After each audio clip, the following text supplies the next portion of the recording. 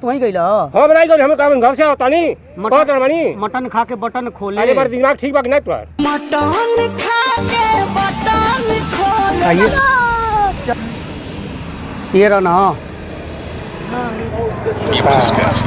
कौन मेहरारू के देखबा त तू गाना गइबो चिल्ला के कि सखी रे सैया मिलल शराबी मटन खा के बटन तोड़े। हां हम तो बहन का घर से बड़का सिंगर हो गइल बालो। हम तो घर से आवत टाइम टाइम भाई मटन खा के बटन तूड़े सखी रे सैया मिलल पगला नहीं बा तू केवर के देखबा केवर के कह देबो। यही थी मैडम।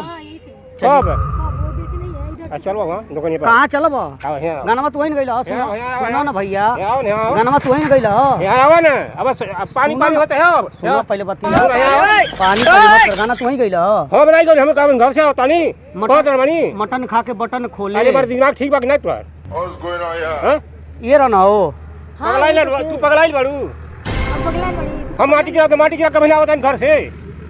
हां ये तो जगना ते कह देबू पूरा कल हे तर पकड़बा तनी के तर पकड़ी कनवा कनवा के तर कौन करवा? हाँ ये चलो कौन करवा? चलो जाए तो मैडम हो गया छोड़ दीजिए। चलो मुर्गा बन जाएगा। नहीं काहे मुर्गा बन जाई? काहे मुर्गा बन जाई बताई बो।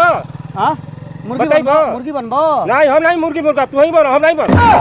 केहू के कह देबो ए मार पगलाई नहीं बड़ कहता नहीं हम नहीं रही हां ई नहीं रहना हो बीच में कहती कि हम नहीं रही हां जा मुर्गा बनबो। कहां घर है तू? घर देखबो मैं तो पूछल जरूर ने कहां घर है? पागल जैसे बात करते। चलिए ये नहीं थे चलिए नहीं कहना चाहिए किसी को। ए मर्द कहत रे हई का पकड़ ले बानी समझ में आ तू रे हिंदू हवा नहीं हां कोम्बो है हई का पकड़ ले का बानी का कसम खियबो कहने हम नहीं रहली हैं।